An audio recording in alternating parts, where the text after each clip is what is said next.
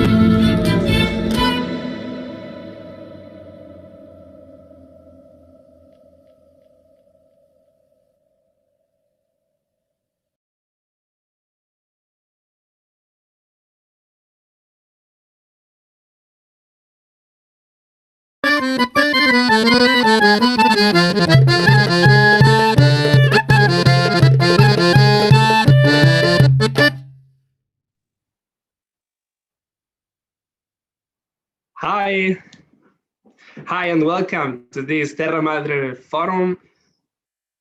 I'm listening English in this. I'm listening Spanish in the English channel. Is that okay?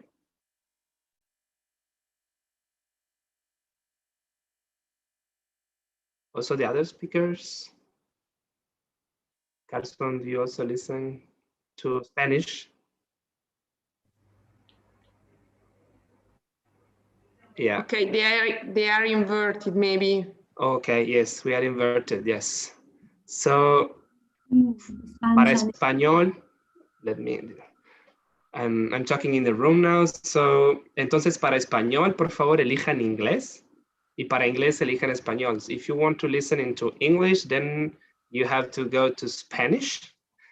And if you want, y si quieren escuchar en español, vayan a inglés, por favor. Okay. Yeah. We are in English now. Can you hear me, Carson? Okay. Is it everything okay now? Great. So let's restart. Hi and welcome. Let me welcome you once again to this Terra Madre Forum organized by Indigenous peoples and with Indigenous peoples as protagonists. My name is Luis Francisco Prieto, and within the Slow Food movement, my role is to be the focal point for Indigenous peoples and Afro-descendant communities. In Terra Madre event, Indigenous peoples have a specific agenda, and this forum is part of that agenda. Also, this event is part of IFAD Indigenous Peoples Week, organized in between IFAD Indigenous Peoples Forum to create momentum around Indigenous peoples topics.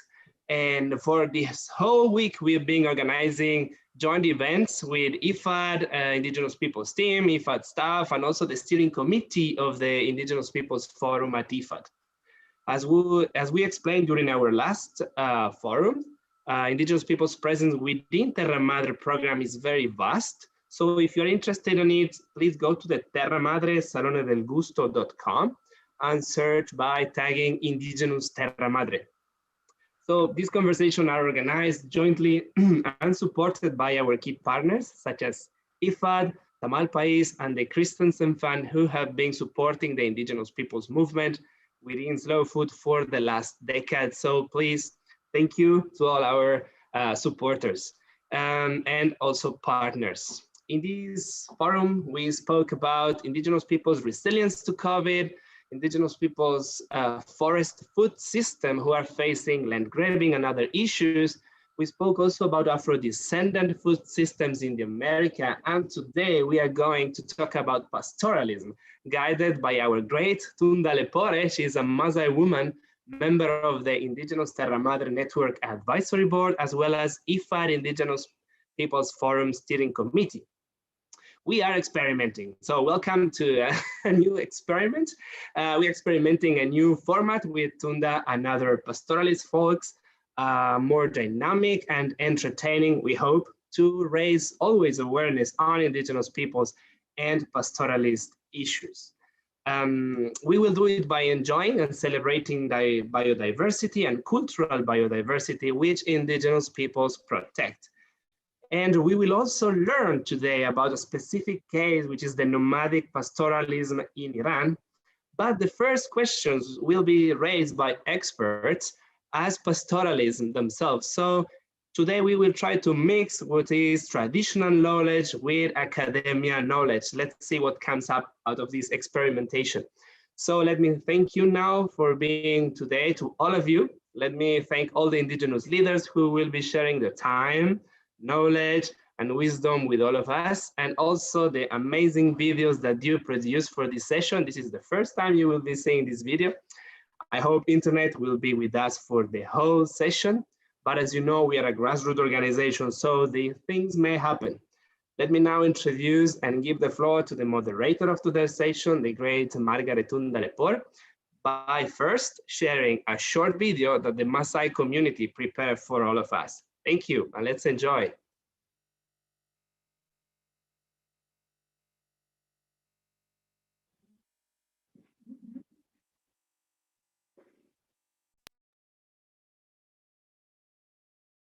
Beautiful African voices and beautiful sound of cowbells. The Maasai indigenous community of East Africa's source of pride is their animal. Our cattle and the red Maasai sheep are our heritage, economy, and a source of livelihood. Our vast lands are exclusively preserved for grazing, despite the injustices relating to our community land and global warming challenges. Our community continues to practice resilience to preserve our culture. For centuries, we've been able to coexist with our natural environment, the wild animal being part of us, and this is what we teach our young generation to learn and to keep our world safe. With pride, we wear our beautiful red attires and beaded ornaments because that's who we are. Long live pastoralists all over the world.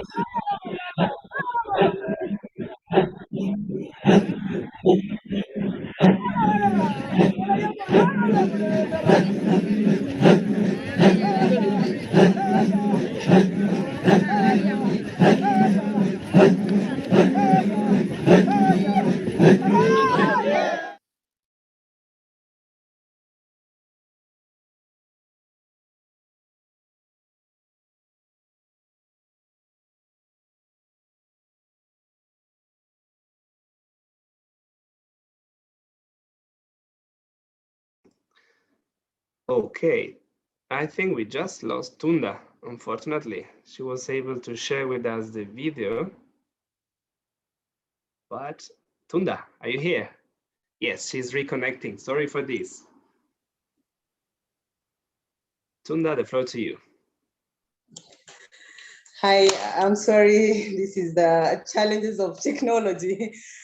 I had to change my gadget. Good evening, afternoon, morning, from wherever you are. My name is Tunda, as Francisco mentioned. Thank you so much, Francisco, for such an elaborate and lovely introduction.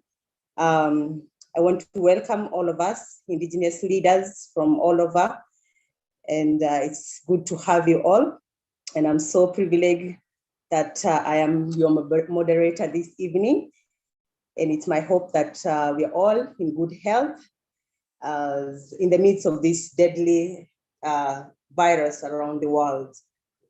We are gathered today on this online platform, being the fourth day of the IP Week series of IP-centered entertainment, meaningful, educative discussions. We celebrate a very important aspect of our life, that is food. And our discussion is not only about food, it's about a discussion about clean, good, and fair food. And today we have a topic that is very close to my heart, and a topic that I'm proud to be moderating, a topic of pastoralism and cultural biodiversity. Pastoralism, as we all know, involves animal husbandry, where livestock are released in large vegetations, outdoor lands for grazing. And historically, the nomadic people move from one place to another to look for pastures for their animals. This way of life has, however, been compromised and is facing challenges in our days. These challenges, among of them is land grabbing, which has reduced the amount of grazing land for our animals, climate change related challenges, and now we also talk about COVID-19, among others. And in a world where social distancing has become the new norm, and this platform has provided a place where we can have conversations and continue connecting, encouraging one another, learn and grow each other. This conversation is not just a conversation about ourselves and about our life. It's also a conversation about our children, a conversation about our grandchildren, a conversation about our great-grandchildren, where we are looking at living a good and a better planet for our children. So allow me to introduce to us our panelists today. We are very much privileged to have 3 panelists. And before I introduce them, allow us to bring an experience from Cameroon, from the Bororo community of Cameroon.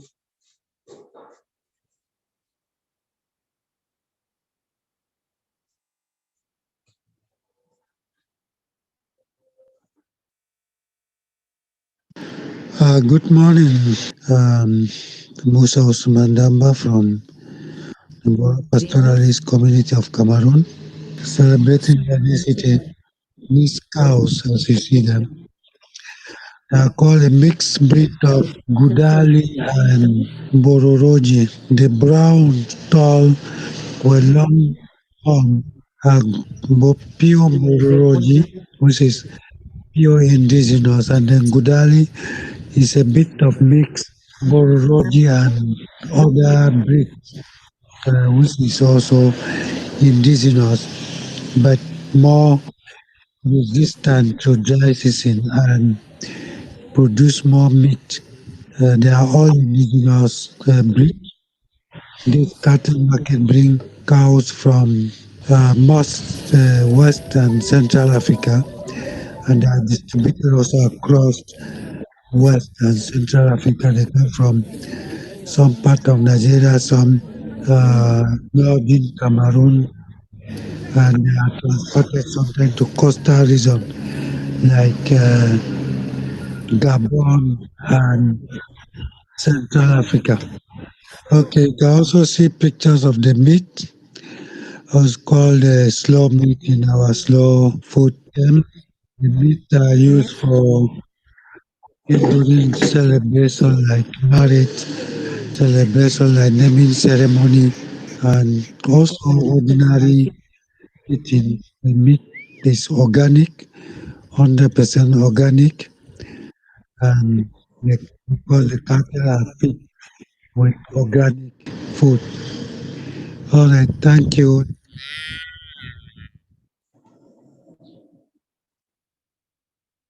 Thank you so much. I hope you enjoyed that experience from Cameroon. It's the beauty of biodiversity. So allow me to introduce our panelists. Today we are privileged to have a professionalist who is also my sister from Iran. Her name is Nahid, and Nahid works at CENESTA since 1994 as a social facilitator, project manager, and research associate. She's an expert in human geography and land use planning. She has also had over 19 years of field experience and is actively involved in more than 30 projects with the indigenous nomadic pastoralists and local communities in Iran to advocate their rights over their territories and natural resources. And very remarkably, in 1 month, Nahid was able to create 10 communities in Iran, slow food communities, which is very good of her and also good for us to grow our network. Second, on our panelists, we have my brother Carson from the Royce community here in Kenya, and is a youthful member of Slow Food Network. And I'm also very proud of him. He recently won IFAD Slow Food Prize, Youth Prize of Youth Innovators. He is dedicated to Indigenous people's rights, global youth governance, on meaningful representation. Currently, he's serving as a co-chair of the Global Indigenous Youth Caucus and a board member of the UN Major Group of Children and Youth. He's a co-founder and executive director of Jamii Asili Center. Good to have you, Carson. And last but not least, on our panelists today is from Uganda, my brother Bashir Omar, from the Karamojong community.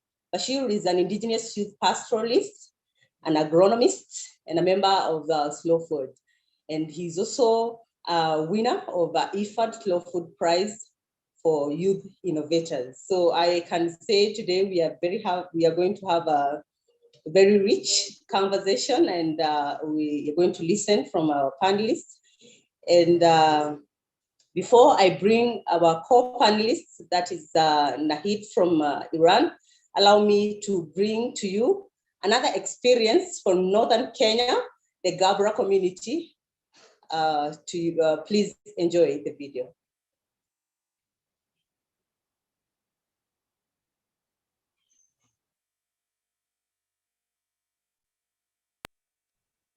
My name is Tumal Orto.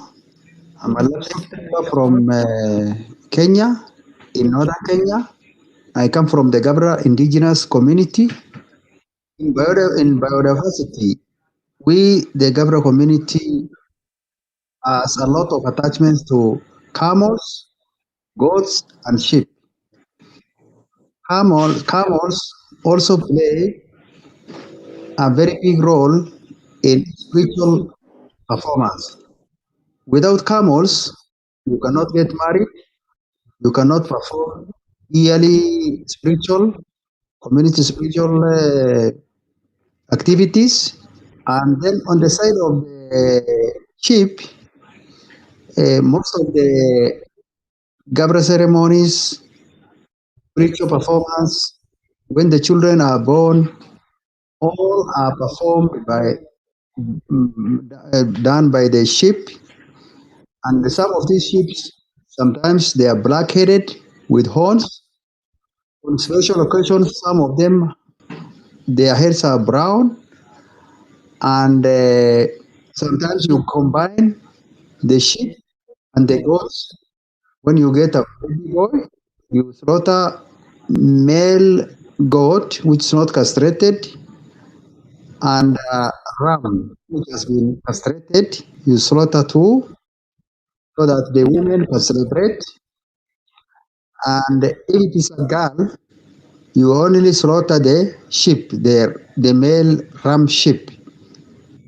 And also the sheep is performed in case of when members of the family passed away, and you perform that spiritual sacrifice of a ewe or a female with a male lamb.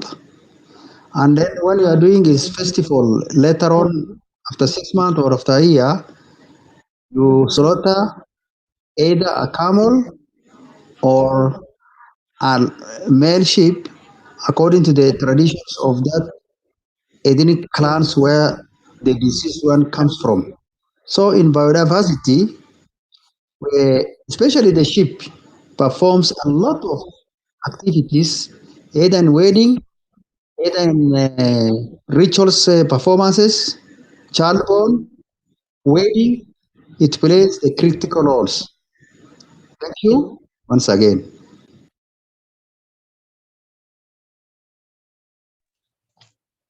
Thank you so much. I hope we learned something about camels and the sheep. Because I'm already 4 minutes behind, so allow me to bring our co-panelist, Nahid from Iran. Nahid, kindly take the floor. It's good to have you today. Karibu sana.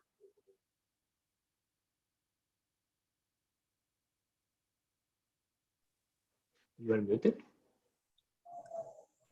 Hello, everybody. Do you hear me? Yes. Okay. Yes. Yeah. Francisco, I just have a question about the movie. Do you want to show the movie first, or? It was not possible to share through YouTube. Yes, unfortunately. Okay, no problem. I just turn off my video because my internet is very poor, and share my screen. Okay, is that fine?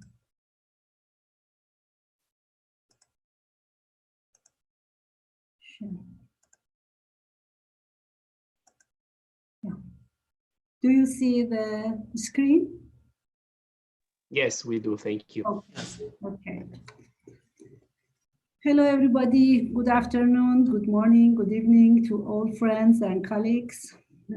First, I would like to give a big thanks to the respective organizers of this event, and mainly thanks to our colleagues at Slow Food International and Indigenous Terra Madre Network for organizing this session. In particular, a bit different from normal e-meetings, as Tunda and Francisco said. Today, I'm going to give you an illustrative view of nomadic pastoralists of Iran, and my presentation has 4 parts, mainly with pictures. It's an illustrative one. First, I'll give you an overall introduction of nomadic pastoralists of Iran and their socio-ecological and economic characteristics and values. Then I'll show you the most critical challenges that these communities have encountered during the past century in terms of policies, climate change, and at the end about the COVID-19, the global challenge. Then I'll give you some examples or elaboration on the in-depth indigenous knowledge of these communities to cope with climate change issues and adaptations. As you know, Iran is a vast country that lies on the world's arid belt. About 85% of its land comprises desert, rangeland, and forests, and including and nomadic pastoralists of Iran are spread in over 30 million hectares of rangelands, which is nearly 35%. Sorry. 35% of the total rangelands. And CENESTA works with 9 groups of tribal confederacies and independent tribes in Iran. And In Iran, in south, north, west, and east, and Iranian nomadic pastoralists are in the form of 100 tribal confederacies and 600 independent tribes, and the population is about 1.5 or to 2 millions. This is a view of ethno-linguistic diversity of Iran and its populations. And Iran has about 80 million population, 74% in urban areas, 24% as sedentary local communities in rural areas, and 2% indigenous nomadic pastoralists, as I said before. Respect to the concept as about their values, respect to concept of territory, and a strong sense of territories in nomadic pastoralists is a means of conservation for preservation, sustainable use, and restoration in all over their territories, in wintering grounds, summering grounds, and even in migratory routes. Exclusion is another key conservation value of nomadic pastoralists, one of the most important elements of conservation among those communities, because every tribe or sub-tribe or even clan has its own identified territories and pasture, and no one can enter or graze it without joint agreement or permission of the community's elders. And this is highly respected within all members of the communities. Seasonal migration is one of the most important and key strategy to fit to the ecological condition and to live in harmony with nature, conserve nature and its resources between highlands and lowlands of the country. Conservation of biodiversity is another aspect of their conservation values, because they are conserving the plants and animals and genetic resources, wildlife, mountains, hot springs, mineral, all water resources, using their adaptive management and customary rules and regulations.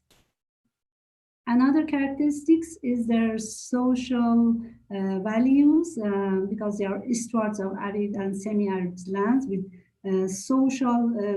unique social organization based on tribal structures that has autonomy and identity and rich ethnic and linguistic diversity. As you see, other views, yeah. Maintaining the oldest customary institution is another characteristic of nomadic pastoralists of Iran, to sustain even their food production systems by their collective actions and based on their indigenous knowledge. This is the partnership among the smallest unit of social structure, which means clan, composition of 5 to 8 households. That they migrate together, they work together, they produce together, and they have their own territory.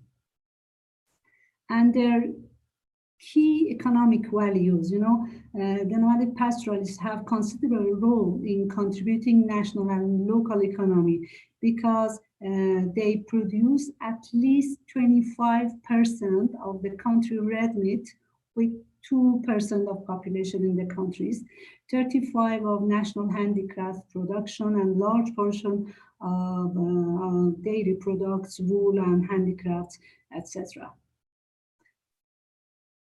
Yeah. But what happened in the last century to our nomadic pastoralists in Iran? There is a massive changes in land and natural resources governance in the past century, because the ancestral territories of indigenous nomadic tribes of Iran have been under attack since 1920, and then in different periods, they have different shocks. And since the nationalization of forests and rangelands and cancellation of their ownership over their territories and their natural resources, in recent decades, in half century, there was massive land grabbing and land use changes by both private and state, or public sector, for refineries, ecotourism, agricultural land, roads, and other developed projects. Here I give you some examples. All these events cause massive land grab and land use change, weakened sense of ownership, and they weaken the customary governance system of nomadic pastoralists, as well weakening their food production systems, land degradation, desertification, loss of biodiversity, all are consequences of the bad policies and fragmentation of their territories. This is one of the challenges, mainly expansion of agricultural lands with high-tech agricultural tools and in their wintering grounds. This is one example from Shah Savan Tribal Confederacy in northwest of Iran. This is the building of massive and big dams which destroyed some part of their territories, ancestral territories, and change their wintering grounds to agricultural land in some part of the country in different cases. This is urbanization, also building factories. These are just examples. This is the destruction of their migratory routes because of different development projects, roads, and you see that even their animals have been killed while migration in roads. Yeah. And these are challenges by policies and programs, and these are the challenges for climate change. You know, drought in everywhere of the world is a big challenge to nomadic pastoralist communities. In Iran, we also, as we are arid and semi-arid country, we have lots of droughts in nomadic pastoralist territories. Because of that, we think the way of their life is a key strategy. Migration is key strategy to cope with such climatic condition. Floods, in particular in mountainous areas and in where that we have soil erosion, we have floods. Also severe melting of glaciers, permanent snow cover the mountains, serious reduction in ground and surface waters, both due to climate change and building big dams, also expansion of agricultural lands in their territories. Also unprecedented regional dust storms that destroy forests, deserts, rangelands, and everywhere in their territories. So here I would like to give some examples about the adaptation strategies by nomadic tribes to cope with climate change. I'm sure in all over the world, nomadic pastoralists have similar adaptation strategies and resilience to cope with the harsh conditions of the climates.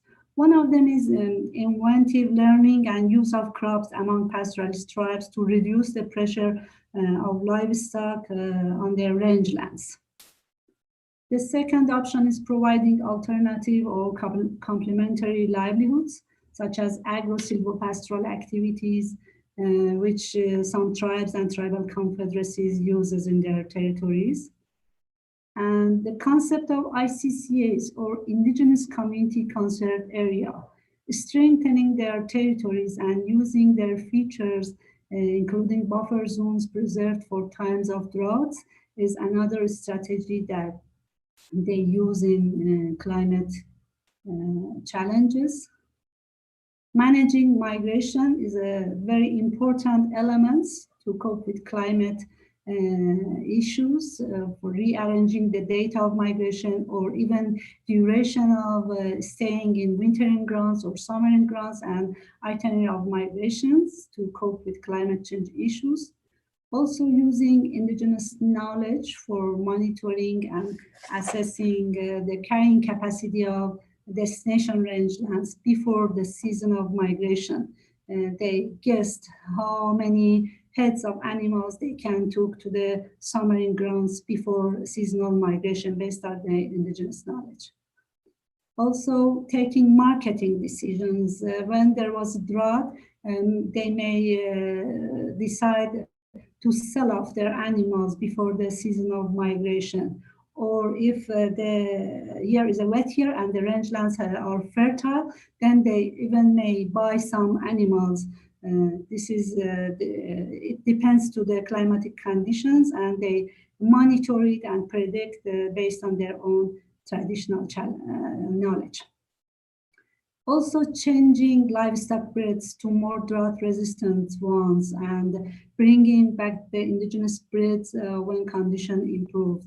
In Sangsari or in Shah 7 tribal confederacies, the nomadic pastoralists are dealing with this strategy.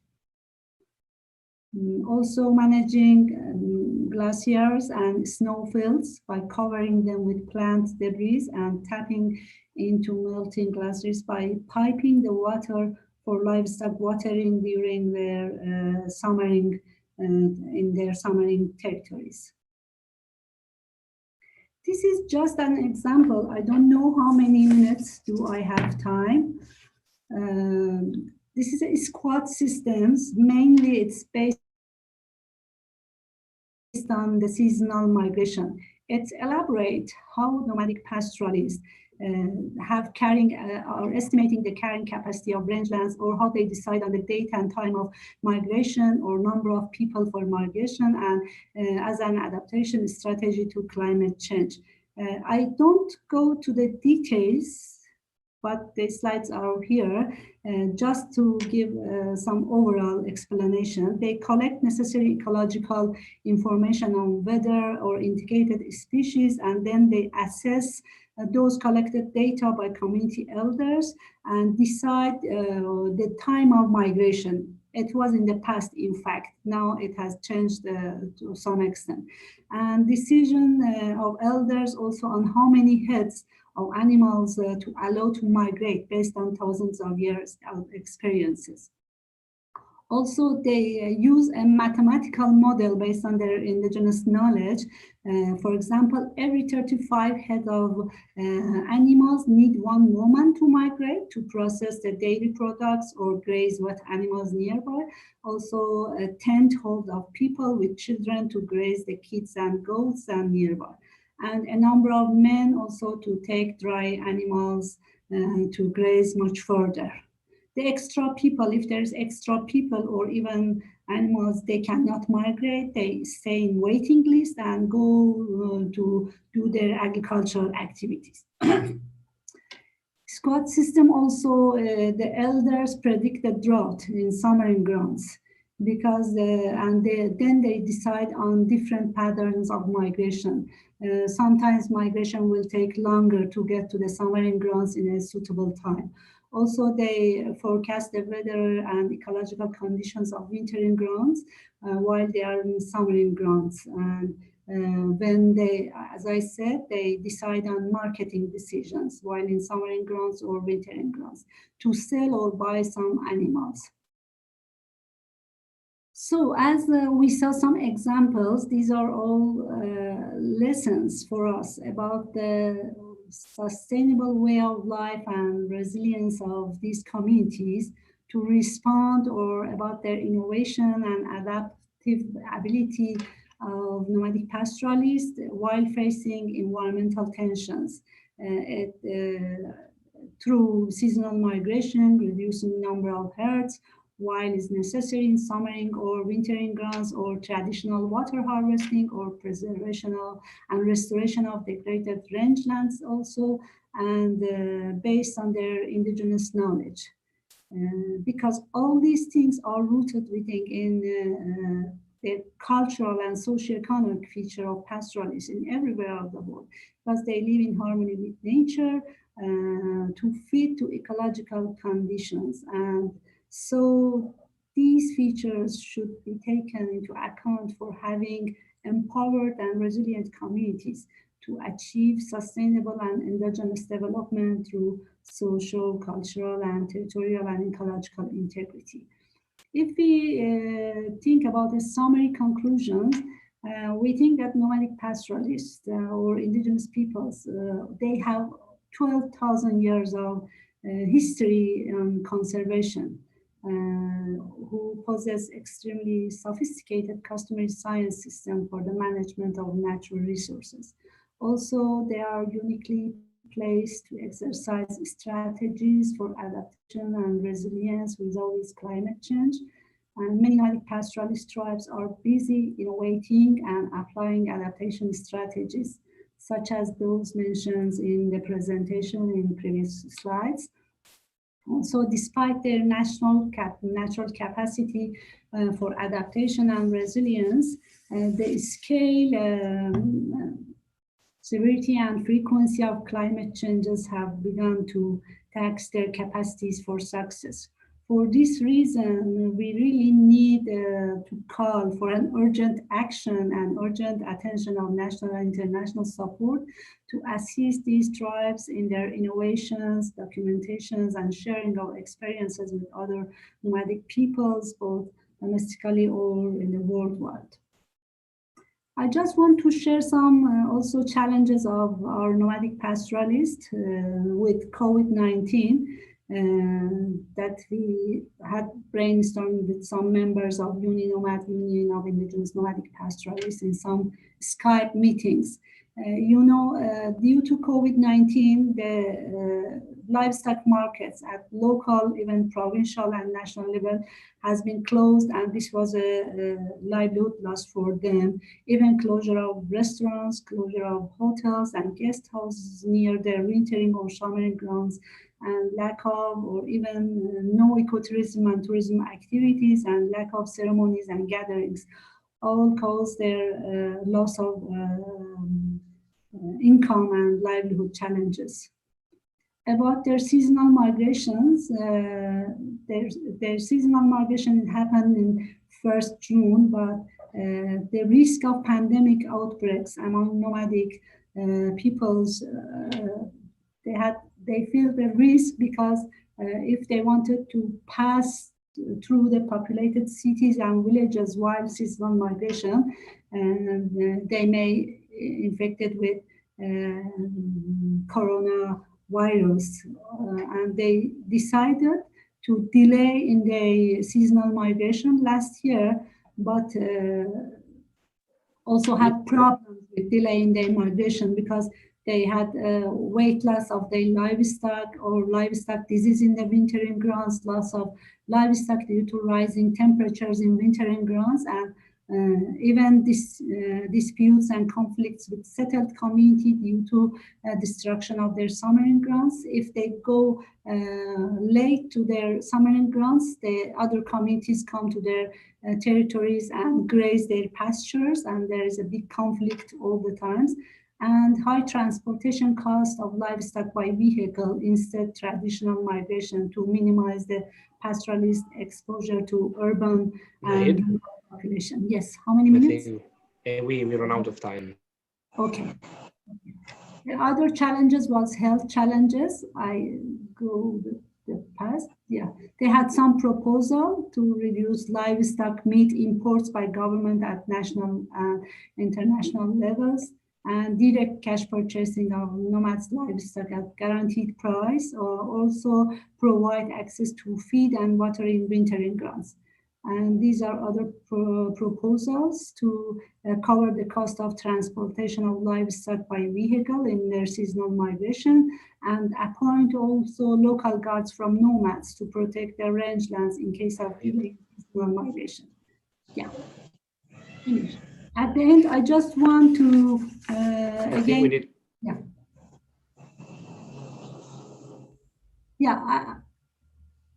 Finished, Francisco.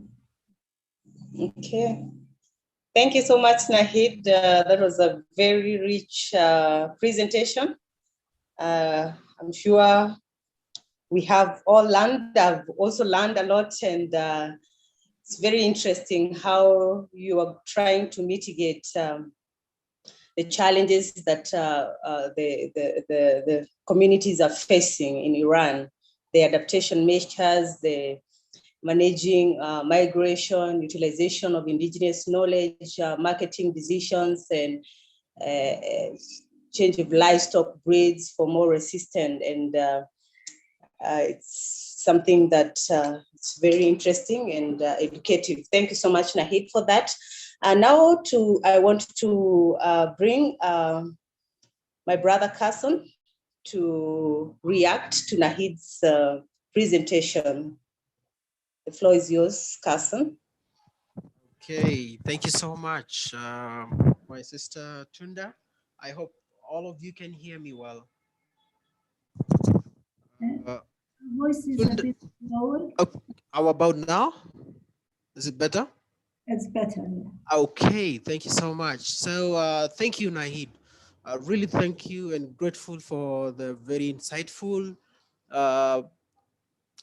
presentation. I have learned a lot. I really had a lot of questions going through, but you kept on answering slide after slide, which means that it was really the best presentation, because I was thinking about the farming interventions to mitigate the harsh climatic conditions, and then you answered that. And since we don't have a lot of time, as I have said, that I have learned a lot. I think I have a question about the when you sell the breed of indigenous animals that you do have, especially the sheep, and when you want to get them back as a way of mitigating the harsh climatic conditions, how I'm thinking about the purity of the breed. How do you get them back, especially considering that you have to keep your purity well as you want to keep and going on and on? Certainly, you must be having a lot of ideas on this, especially that your community, especially those on the Northern Federation, they've been in existence for over 12,000 years. That's really a lot of years to refine the indigenous knowledge. If you could shine a light on how you get back the pure breed again, I would really appreciate it. Thank you so much. And thank you, Tunda, for the great moderation. Thank you, Carson. Before Nahid's answer or response, I would love to invite my brother from Uganda, Omar Bashir, to also interact or react to the presentation by. Okay, hello, thank you very much. I would like to thank Nahid for the wonderful presentation. From our presentation, I've come to realize that all pastoralists worldwide share the same experiences. They have the same difficult challenges they face. So really, I thank you very much for the presentation. It's not far from ours, and I believe it's not far also from that side of Tunda and Carson. My question is, there is that part where you talked of issues of conflicts. In our area, this side, we also have a variety of conflicts, like each and every time there is a lot of cattle raid. I don't know whether I should call it cattle raiding or cattle rustling or something like that. There is a lot of people like trying to steal other people's animals. They can steal from within. Then also sometimes they can steal from outside. And of course, as here, those days the government has disturbed us. We had guns. We could move with our animals, go wherever we want, and we have the guns for protecting them. Then also, like right now, the government had disarmed us, but again, people are trying to sneak with the guns all over. So I don't know whether that is also the same case there, issues of cattle rustling, because for us, the elders believe that all the animals, all of us, we believe that all the animals in Uganda are meant to be for the Karamojong. So each and every time we go and like grab from other communities. So I don't know from that side, how is it taken? How is the issue of, is there issues of conflict like the way we have here? I don't know, because for us, we believe in having very many of them. Even if it is dry season, we don't advise to sell. If you want to sell, you have to gather the elders and then you try to talk to them. Why are you selling? What is the problem pressing you? Something like that. So I don't know, maybe you can also highlight on issues of conflicts, the same way we have here, I don't know. Thank you.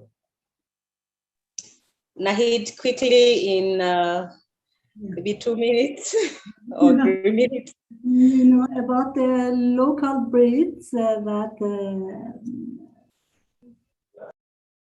asked my friend Carson, I think, yeah, or Bashir, who asked about the normal breeds of animals. You know, I think that local peoples or indigenous pastoralists are very sensitive to preserve their local breeds, and they don't sell all their animals, and even they have some they have some exchange within themselves. For example, within their own animals, I know they even started to try other breeds from out of the communities, but it was not adapted to their situation for the mountainous area or weather cold climates. Then they come back, for example, in Shasavan tribal community, they come back even again to their local breeds, and they are sensitive and based their own traditional knowledge. They do such as selling or buying some animals. It is not it's very sensitive issues, and they are very it's done by elders of the communities, in fact. And as for the second questions about conflict, if I guess he asked about what kind of conflicts. Nomadic pastoralists in Iran historically have conflicts with settled rural communities, because the settled rural communities they go to their summering grounds before their migrations and graze their animals, the animals that are not belonging to the nomadic pastoralists. And nomadic pastoralists have a very sensitive issue about conserving their territories. They are very sensitive, and no one should enter without their permission. Also, there are some conflicts between maybe government or state organizations and pastoralists because of taking their lands due to dam buildings or resettlement of some of their lands or land use change. The main categories of conflicts are rural communities with pastoralists and government with pastoralists.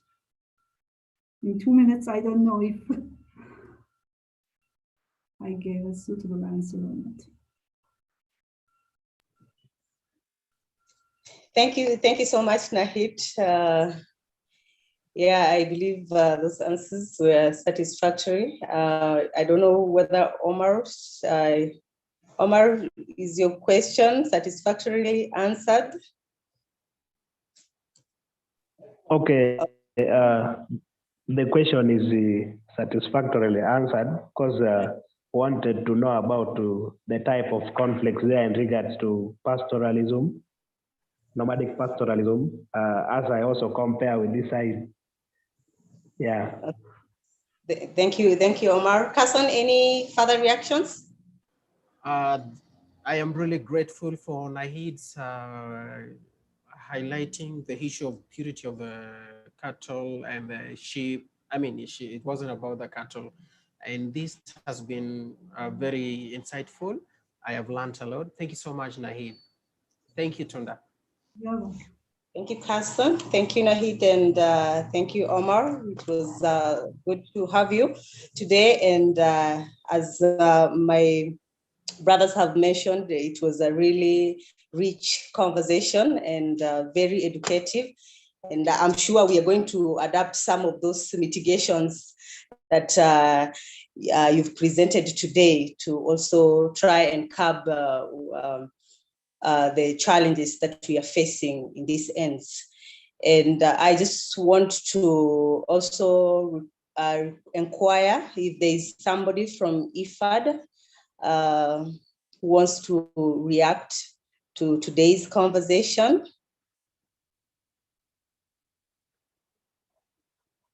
Our friends from IFAD.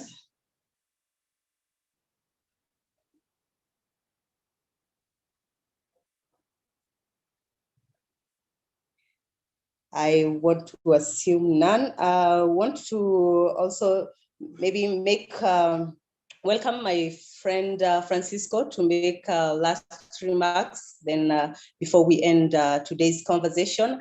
Otherwise, it was very good to have all of you indigenous leaders, colleagues from Slow Food International offices, and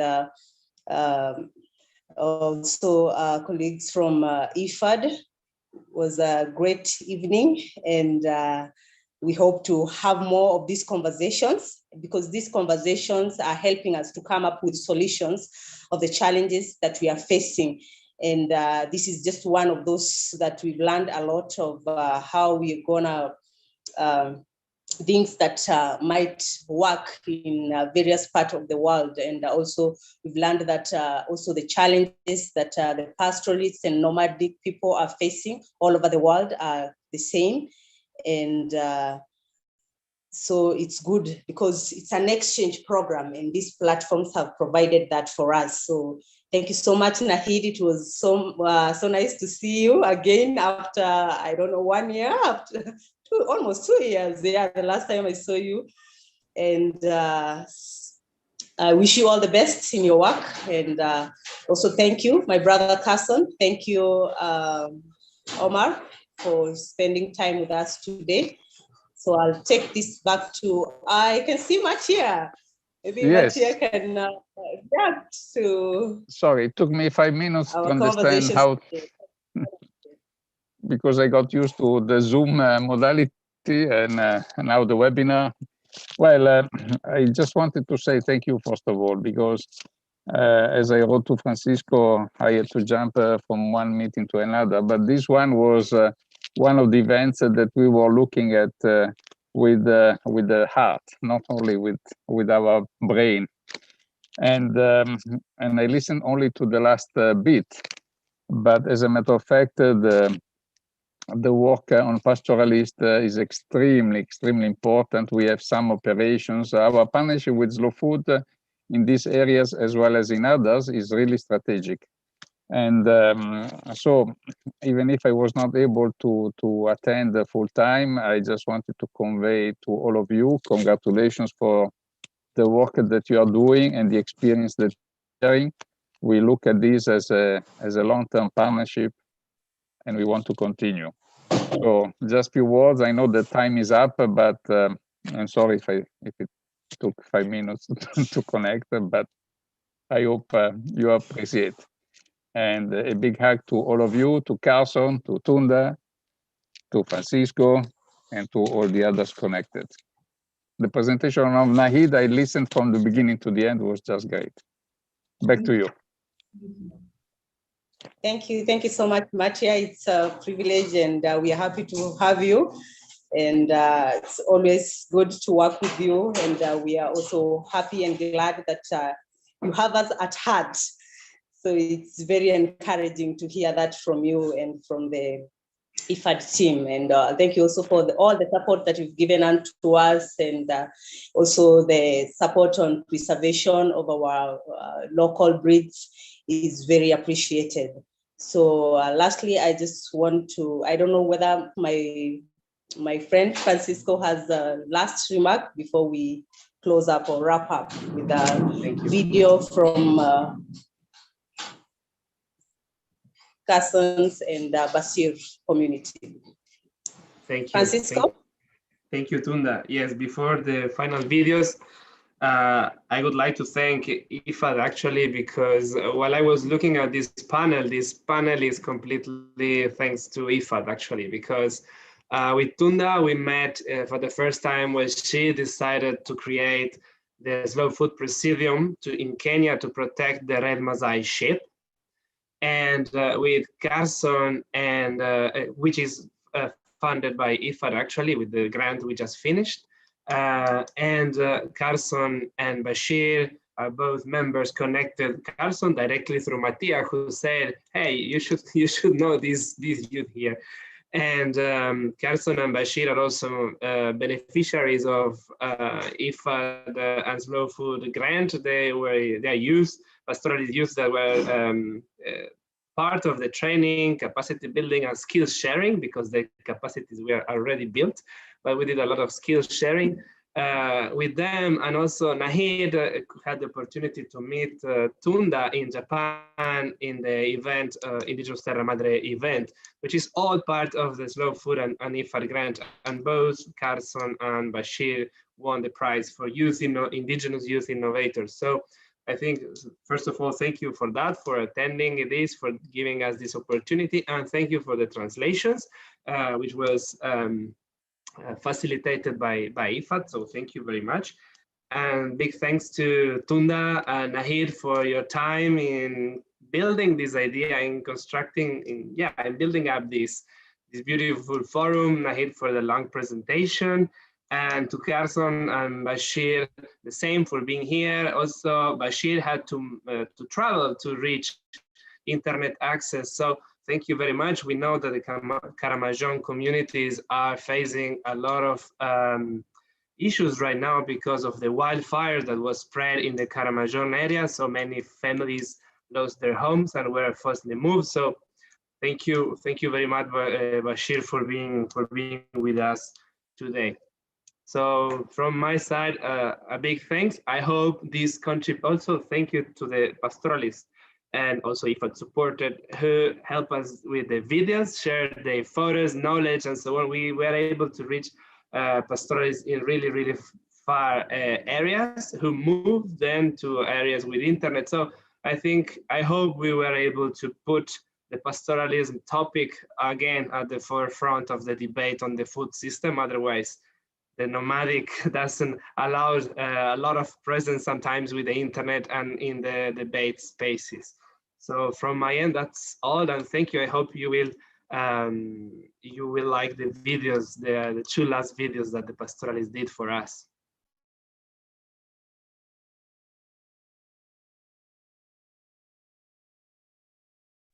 So perhaps, it's going. My name is Ochen Umar Bashir. I belong to the Karamojong community, which is located in Kotido district in Uganda. To celebrate diversity, I introduce to you our special breed, which is short on East African Zebu, that is for the cattle, and the Karamojong indigenous local goat and sheep breeds. The reason as to why we raise these animals, we eat the meat, and the meat is so sweet, and we always eat it in special occasions and also other ordinary days.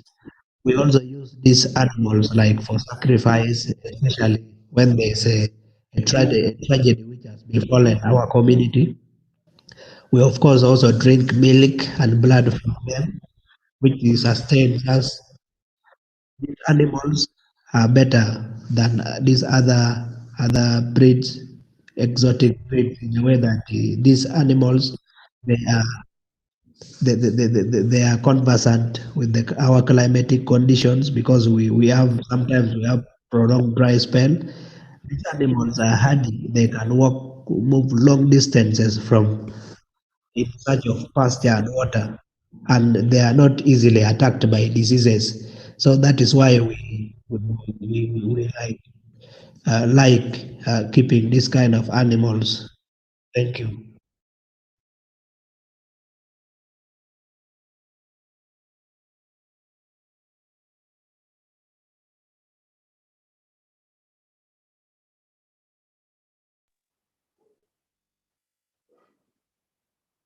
So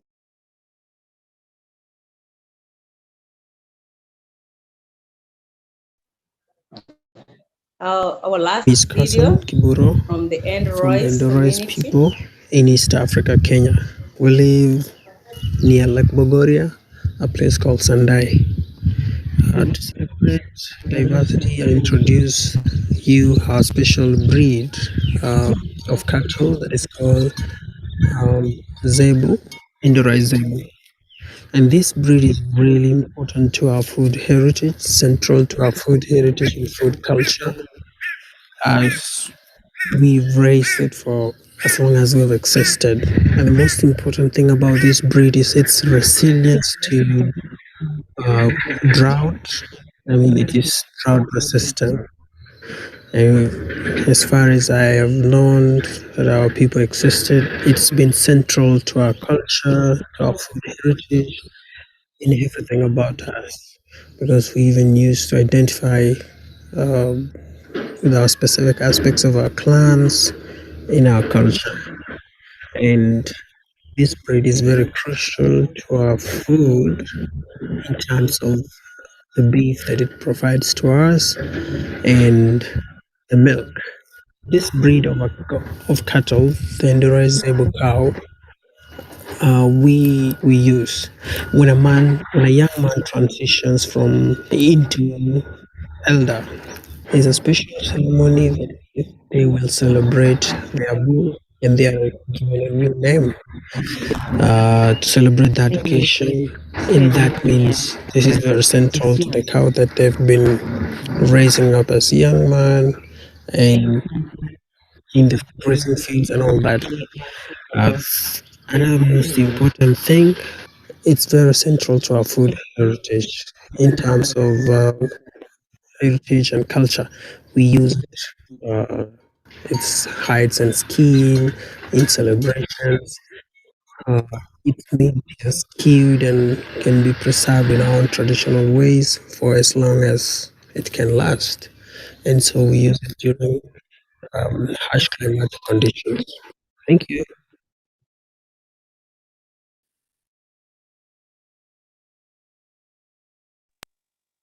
Wow, thank you so much. Long live pastoralists all over the world. Thank you so much. Yes, ciao. Thank you. Appreciate it so much. Thank you. Ciao a tutti. Well done. Thank you. Thank you. Thank you, friends.